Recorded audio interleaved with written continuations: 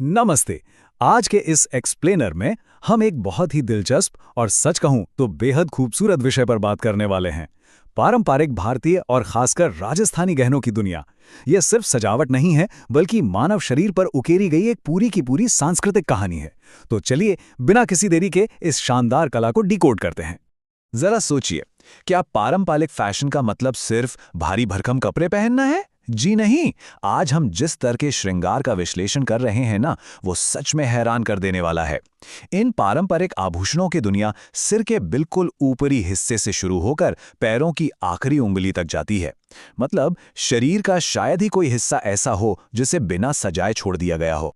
हमारे पास जो मुख्य स्रोत है वो है ये बेहद विस्तृत इन्फोग्राफिक चार्ट। अब पहली नजर में ये थोड़ा कॉम्प्लेक्स या भारी लग सकता है, राइट? बहुत सारी जानकारियां इसमें, लेकिन फिक्र मत कीजिए, हम इसे बहुत ही आसानी से सिर से लेकर पैरों तक की एक यात्रा के रूप में समझेंगे ताकि एक एक चीज बिल्कुल क्लियर हो जाए। तो आइए शुरुआत करते हैं पहले हिस्से से, सिर, चेहरा और कान। सबसे पहले बात सिर और माथे के आभूषणों की। हमारे स्रोत में कुछ बहुत ही खास नाम हैं, जैसे शीसफूल, बोरलो, रखड़ी और सिरमांग। ये नाम ही कितने पारंपरिक लगते हैं ना।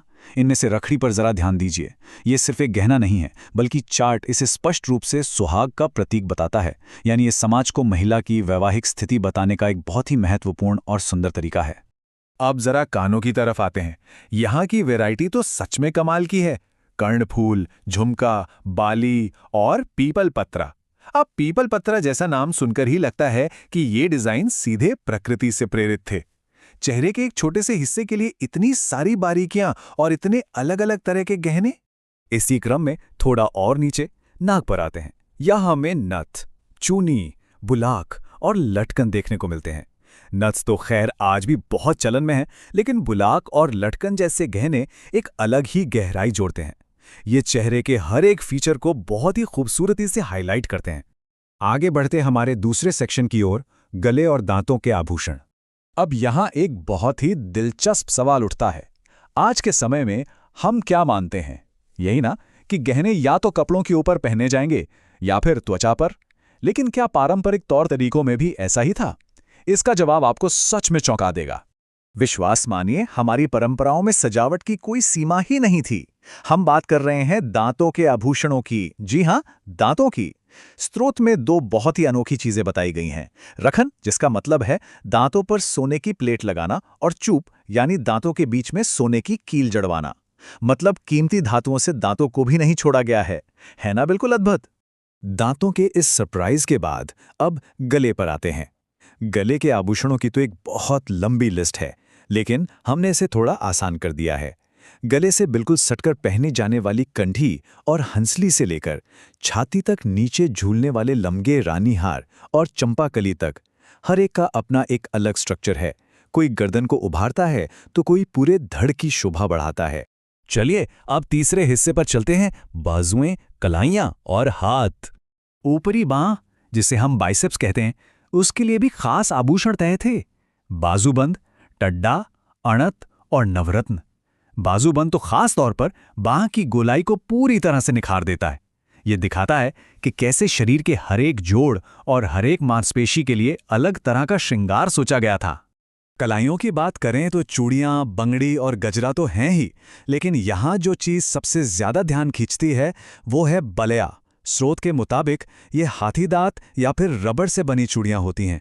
इसका मतलब है कि पुराने समय में गहने सिर्फ सोने चांदी तक सीमित नहीं थे, बल्कि अलग अलग तरह के प्राकृतिक मटेरियल्स का भी खूब इस्तेमाल होता था। बाहों से होते हुए अब हम उंगलियों तक पहुंचते हैं। मुंदरी यानी अंगूठी और पूरे हाथ को कवर करने वाला हथपान। पर यहाँ एक चीज जो सच में खास है वो है अरसी। ये सिर्फ अंगूठे के लिए डिजाइन की गई एक विशेष अंगूठी होती है। सोचिए, अंगूठे तक के लिए एक अलग नाम, एक अलग पहचान। अब आते हैं चौथे सेक्शन पर, कमर, पैर और पैर की उंगलियां। शरीर के ऊपरी और निचले हिस्से को जोड़ने वाली कमर के लिए महिलाओं के कुछ बेहद खास आभूषण हैं, जैसे कंदोरा, करघनी और तगड़ी। ये सिर्फ देखने में सुंदर नहीं होते, बल्कि ये पूरे पहनावे को एक जगह संभालने और शरीर के मध्य भाग को एक बहुत ही बढ़िया शेप देने का काम भी करते हैं। पैरों और टखनों की सजावट भी किसी से कम नहीं है। पायजेब, नुपुर और रमझोल। लेकिन यहाँ झांझरिया, का जिक्र करना बहुत जरूरी है। स्रोत इसे पाँव में पहनी जाने वाली पतली घुंघरू की साखली बताता है। यानी इन गहनों में एक म्यूजिकल एलिमेंट भी है। चलते समय जो छमछम की आवाज आती है ना, वो इस श्रृंगार का एक अदृश्य लेकिन बहुत ही जादुई हिस्सा है। और अब हम आ गए हैं पैरों की उंगलियों पर। यहाँ आकर हमें फिर से एक बहुत ही गहरा सांस्कृतिक कनेक्शन मिलता है। बिछुड़ी या बिछिया, चार्ट में इसे फिर से सुहाग का प्रतीक बताया गया है। इसके साथ ही पैरों की उंगलियों में फेलरी और पगपान भी पहने जाते हैं। अब जरा इस पूरी यात्रा को एक साथ जोड़कर देखिए। विवाह या सुहाग के प्रतीक सिर्फ किसी एक जगह नहीं पहने जाते। सिर के बिल्कुल टॉप पर रखड़ी और सीधे नीचे पैरों की उंगलियों पर बिछिया। ये सच में बहुत ही कमाल की बात है कि कैसे पूरे शरीर को एक कैनवास की तरह इस्तेमाल किया गया, जो सिर से लेकर पैर तक एक ही सांस्कृतिक और सामाजिक कहानी बयां कर रहा है। 5वां और आखिरी सेक्शन, पुरुषों के पारंपरिक आभूषण। अब तक हमने महिलाओं के गहनों की बात की, लेकिन जब हम पुरुषों के गहनों से इसकी तुलना करते हैं तो एक बड़ा दिलचस्प अंतर दिखता है। जहां महिलाओं के लिए कान के आभूषणों की एक लंबी चौड़ी लिस्ट है, झुमका, कुंडल और न जाने क्या क्या, वहीं पुरुषों के लिए ये बहुत ही लिमिटेड और स्पेसिफिक हैं, जैसे लौंग और मुर्खियां। ये हमें उस समय के मेल और फीमेल श्रृंगार के अलग अलग नजरियों को समझने में मदद करता है। पुरुषों के इन गहनों के नाम भी बड़े खास हैं, कानों में मुर्किया और झाले, लेकिन सबसे यूनिक है कड़ुलिया। स्रोत के अनुसार कड़ुलिया ऐसे कड़े हैं जो हाथों और पैरों दोनों में पहने जाते हैं। तो भले ही पुरुषों के गहनों की संख्या कम थी, लेकिन उनका जो वजन और बनावट थी वो बहुत ही सॉलिड और मजबूत होती थी।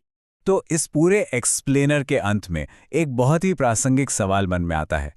आज का जो फैशन है वो मिनिमलिज्म की तरफ जा रहा है, यानी कम से कम चीज़ें पहनना। लेकिन जब हम अपने इतिहास के इस सिर से पैर तक फैले हुए विशाल और जटिल मैप को देखते हैं तो लगता है कि हमारा अतीत कितनी बेहतरीन कला और पहचान से भरा हुआ था। क्या आज का मॉडर्न फैशन कभी इस पारंपरिक संपूर्णता को टक्कर दे पाएगा? ये सच में सोचने वाली बात है। इस दिलचस्प विषय पर हमारे साथ जुड़ने के लिए बहुत बहुत धन्यवाद।